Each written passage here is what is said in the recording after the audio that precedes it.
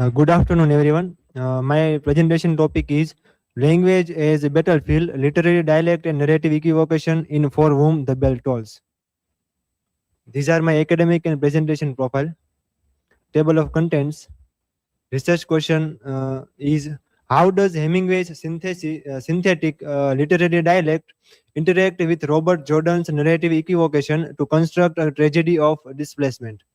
My hypothesis is by deliberately corrupting standard English with archaic pronouns and Spanish syntax, Hemingway creates a linguistic estrangement that mirrors his protagonist's cultural isolation. This linguistic fracture is paralleled by Jordan's internal narrative equivocation, demonstrating that the ultimate tragedy of the novel lies in the impossibility of seamlessly translating foreign realities into the American consciousness.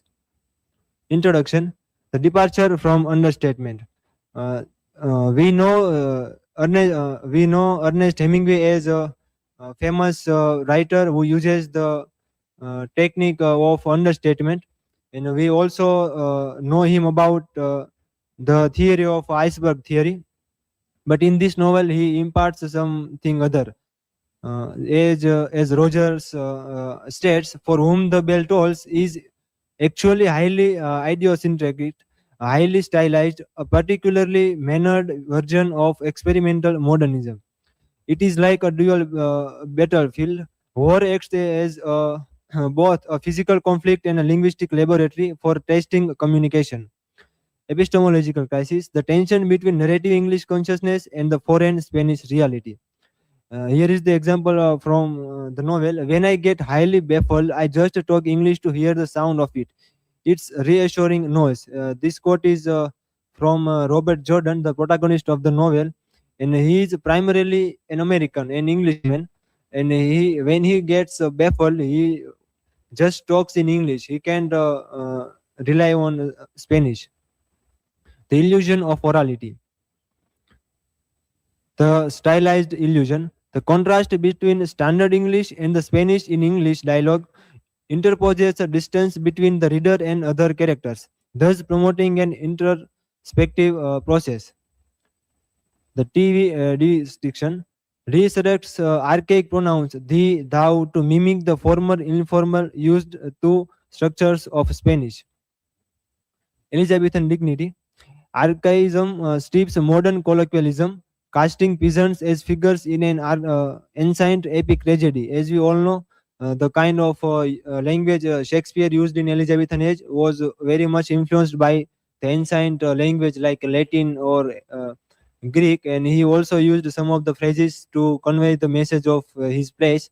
Yeah, the one of the example is in Julius Caesar. He says that "et tu brute," which is originally in Latin, but he uses this kind of phrases directly from the other language to impart the feeling of ancientness. Cubist Spanglish, the breakdown of translation. Spanglish stands for Spanish and English.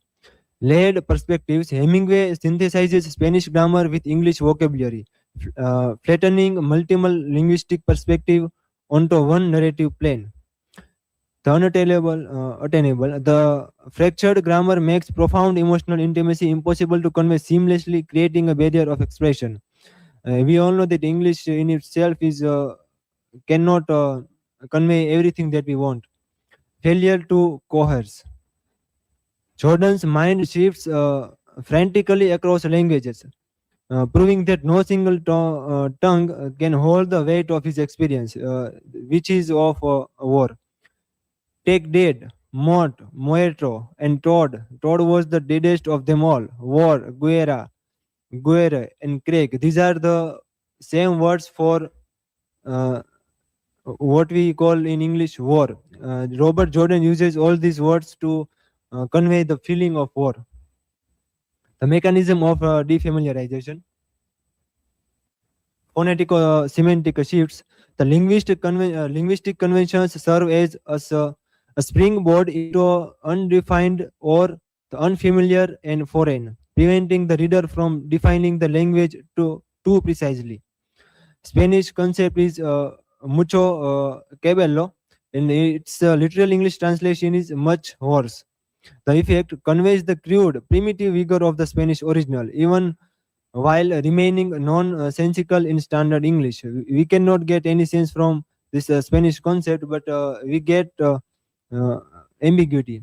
And in the result, the reader encounters the text objectively, aware of the linguistic barriers between the narrator and Spanish world. The narrator here is uh, the internal monologue kind of things from Robert Jordan, and the Spanish world is that of a gorilla band which is there in the mountains.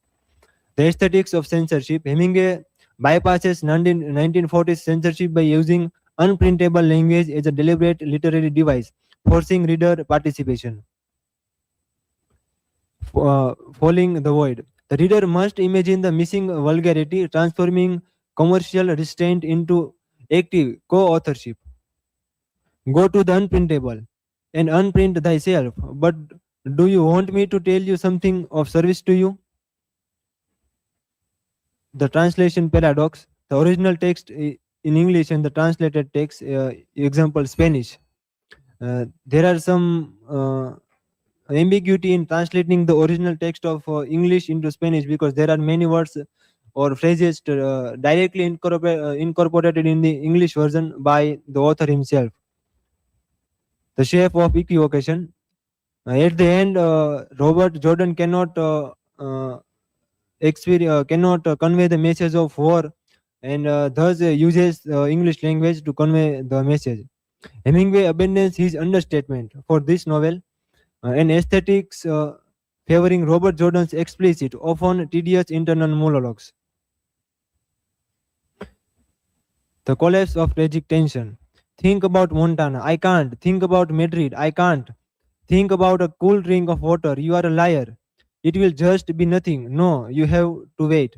These kind of things are dialogue are used by Robert Jordan, and it conveys that Robert Jordan wants to go back to English repeatedly. Conclusion: the fragmentation of reality. The function of dialect is Hemingway's literary dialect successfully alienates the English speaking reader, establishing a barrier of epic strangeness between American consciousness and Spanish reality. In the final resolution, integration only occurs at death. The frantic linguistic equivocation ceases, finally allowing the protagonist to merge with the physical earth.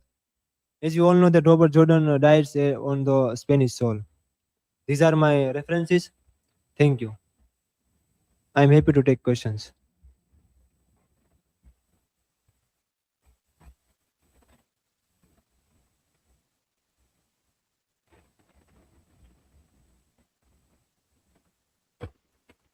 So my question is, why did Hemingway choose to outdate Elizabeth pronouns like thee and thou for the dialogue of 20th century Spanish peasant?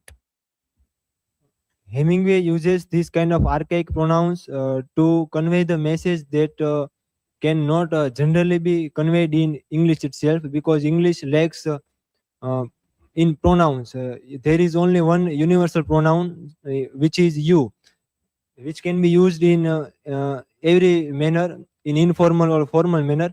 But when the gorilla band uses informal when the band engages in informal conversation, they uses the words such as thou or thee to sense that these conversations are informal. And when they engage with Robert Jordan or some formal conversation, they use the word or pronoun you to convey the message that they are conveying this formally.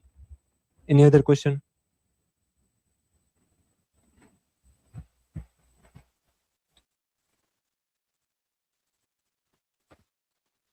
So, Sagar, you mentioned the phrase Cubist Spanglish from Gayle Roger. Can you explain in detail what makes this language Cubist?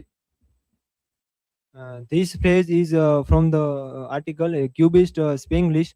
Spanglish stands for Spanish, the merge of Spanish and English, and that Cubist comes from that idea of 20th century painting, which was pioneered by Pablo Picasso, in which he presents the painting in a manner in which you can see all the sides.